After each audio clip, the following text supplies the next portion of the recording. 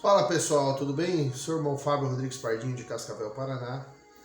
Eu estou repostando aqui hoje esse vídeo, que é um vídeo antigo, que deu muitas visualizações, milhares de visualizações. E eu decidi repostar esse vídeo aí novamente, fiz uma nova edição para vocês aproveitarem esse conteúdo. Antes de você assistir esse vídeo, eu gostaria de pedir que você me ajudasse a chegar aos 50 mil inscritos, tá? Preciso muito da sua ajuda. Então, se você puder me ajudar, curta, comente, compartilhe e deixe aí nos comentários a sua opinião sobre esse tema, né? Você acha que o adultério, né, ele traz problemas para a família, né? Que tipo de problema? Coloque aí embaixo sua opinião, sua história, o que aconteceu na sua vida, tá? É importante a gente compartilhar. Tem pessoas que estão precisando, quem sabe o seu testemunho aqui embaixo, de como você fez para superar isso, vai ajudar muita gente, tá bom? Deus abençoe a sua vida, Deus abençoe o seu dia e aproveite o vídeo. Quero compartilhar com vocês aqui uma palavra de Gênesis capítulo 2, versículo 24 e 25, que fala o seguinte: portanto, deixará o varão o seu pai e sua mãe, e apegar-se-á à sua mulher, e serão ambos uma carne.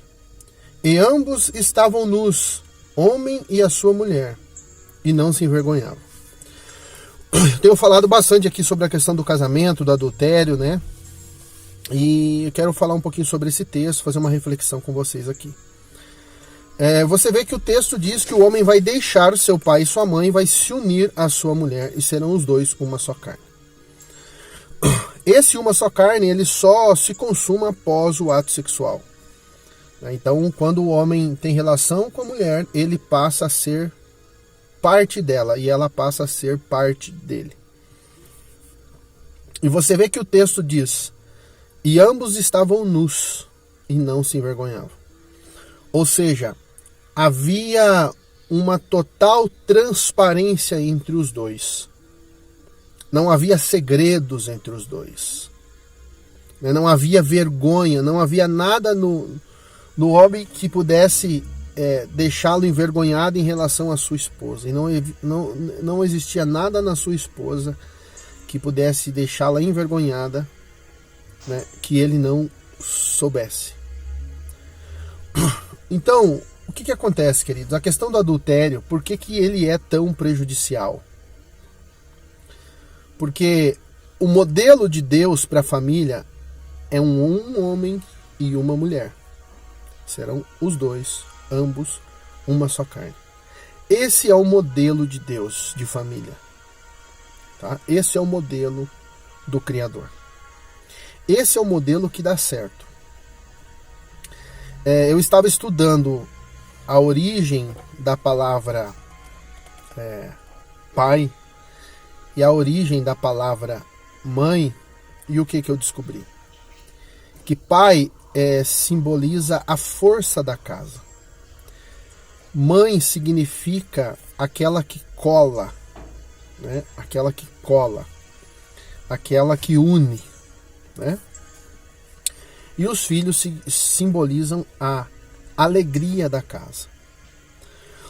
Então, quando há o envolvimento de um dos cônjuges com um terceiro, com uma terceira pessoa, essa terceira pessoa, espiritualmente e emocionalmente, começa a fazer parte dessa família.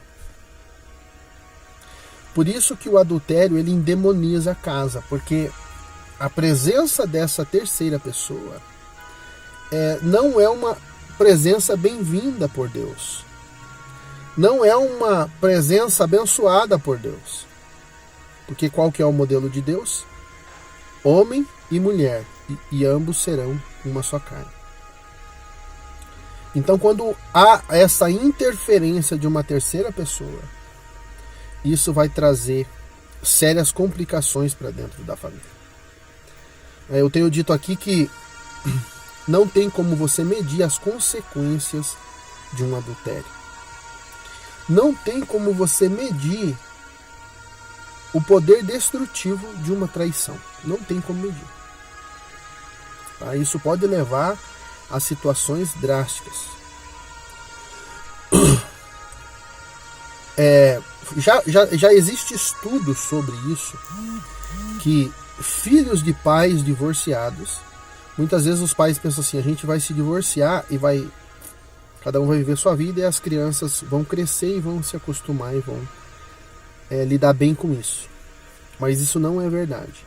Existem estudos já que comprovam que pessoas que são filhos de pais divorciados, né, em virtude de adultério, enfim, essas pessoas na vida adulta,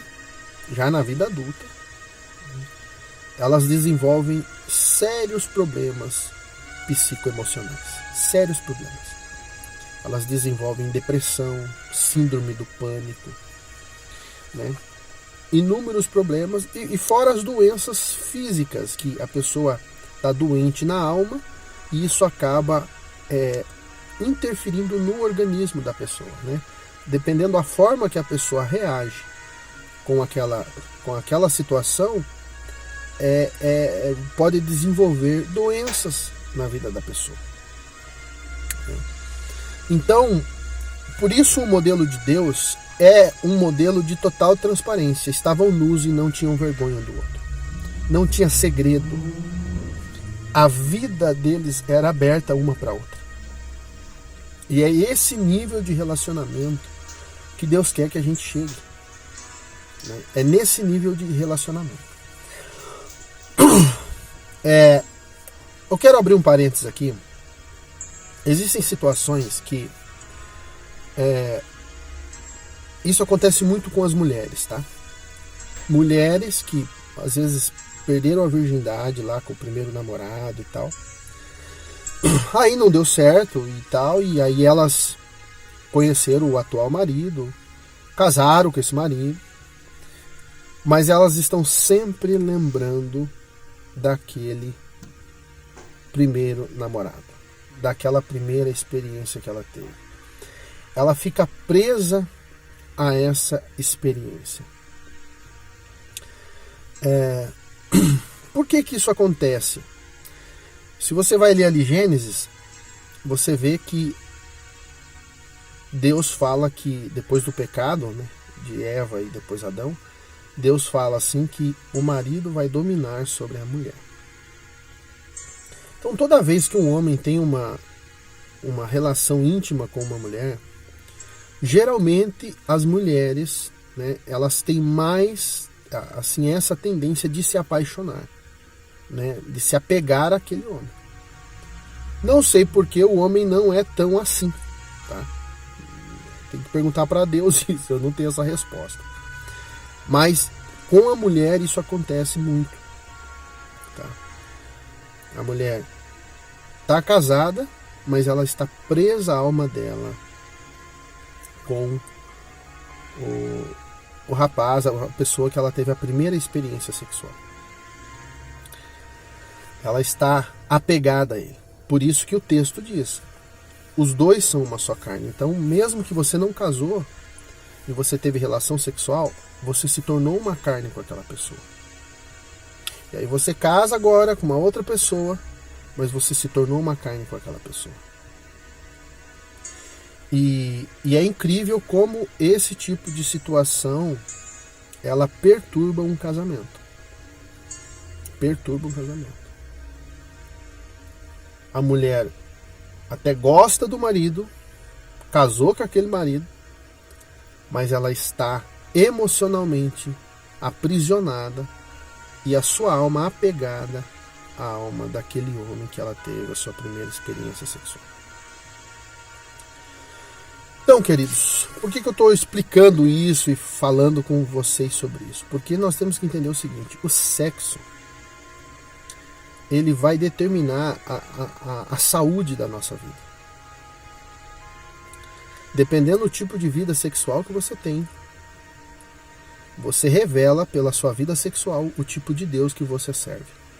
Se você vive uma vida promíscua, se você vive uma vida de adultério, se você vive uma vida de fornicação, se você vive uma vida de pecado sexual, você está servindo ao demônio. Se você vive uma vida de santidade, se você santifica o seu corpo, se você só tem intimidade sexual com a sua esposa, você está louvando o Criador. Entende? Por isso a Bíblia é bem clara quando ela estabelece um modelo de Deus para o casamento. Homem e mulher, uma só carne, e eles não se envergonham. Não há segredos entre eles. Eles vivem uma vida transparente, de total transparência. E é esse o nível de casamento e de relacionamento que nós precisamos buscar, para que Deus possa ser louvado através da nossa vida. Beleza, pessoal? Então, mais um vídeo aí do canal. Compartilhe. É importante que você compartilhe e comente, tá bom? Se quiser fazer alguma pergunta, fique à vontade, tá bom? Faça esse canal chegar mais longe, faça essa mensagem chegar mais longe. Que Deus abençoe a sua vida, que Deus abençoe as famílias do Brasil, que Deus abençoe o Brasil. E conhecereis a verdade, e a verdade vos libertará.